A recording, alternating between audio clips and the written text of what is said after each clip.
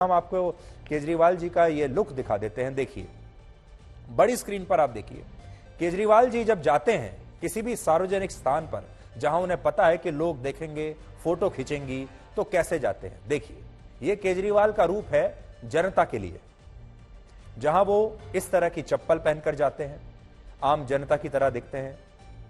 बड़े बड़े लोगों से भी अगर मिलने के लिए जाते हैं तो ये चप्पल पहनकर जाते हैं। यहां भी आप देख लीजिए,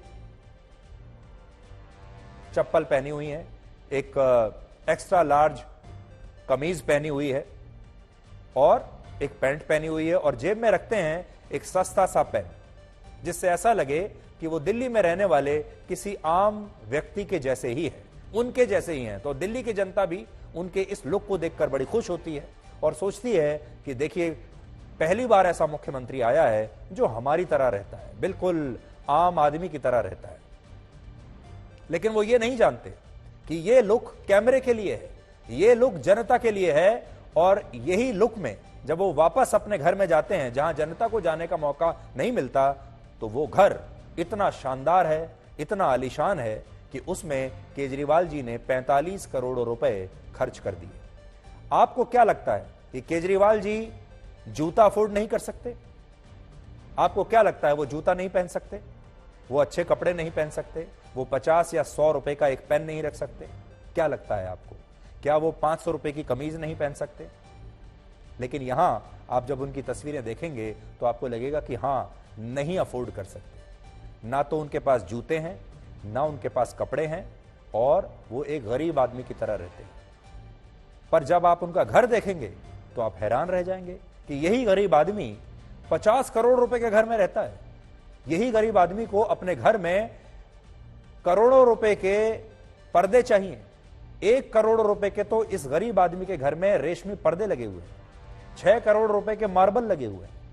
आज जो दस्तावेज मैं लेकर आया हूं, इन दस्तावेजों में लिखा है कि वर्ष 2020 से 2022 के बीच इसी सरकारी बंगले के रेनोवेशन पर 44 करोड़ 78 लाख रुपए खर्च किए गए।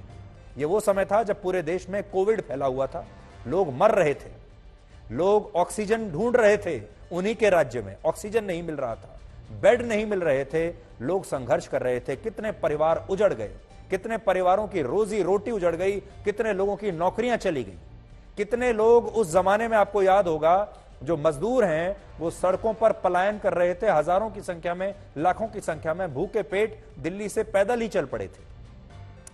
लेकिन इनमें से कोई भी व्यक्ति, आप भी ये नहीं जानते थे कि उस समय केजरीवाल जी असल में अपने घर के रेनोवेशन की प्लानिंग कर रहे थे। वो अंदर बैठकर ये प्लान कर रहे थे कि घर में रेनोवेशन कैसे करना है, बंगले को शानदार कैसे बनाना है। और ये जो बंगले के रेनोवेशन की मैंने आपको बात बताई, इनमें लगभग 1 करोड़ रुपए सिर्फ पर्दे लगाने पर खर्च हुए हैं। सोचिए वो कैसे रेशमी पर्दे होंगे जिनकी कीमत 1 करोड़ है। इनमें कुछ पर्दे तो ऐसे हैं जिसकी एक पर्दे की कीमत 8 लाख रुपए है, कुछ पर्दों की कीमत, एक पर्दे की कीमत 6 लाख रुपए थी, और पूरे बंगले में कुल मिलाकर 23 पर्दे लगवाए गए, जिसका खर्चा आप अंदाजा लगा सकते हैं। अगर कुछ पर्दे 8 लाख रुपए के हैं, कुछ 6 लाख रुपए के।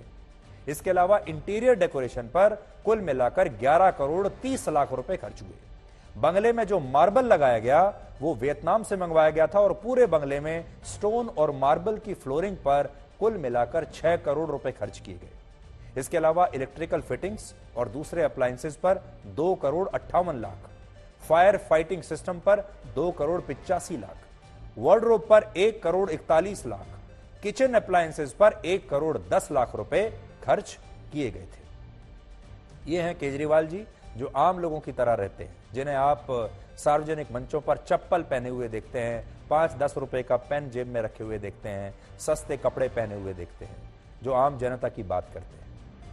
लेकिन आज हम ये जो रेशमी पर्दा है उनके घर में, महंगा सा, इस पर्दे को आज हम हटा रहे हैं।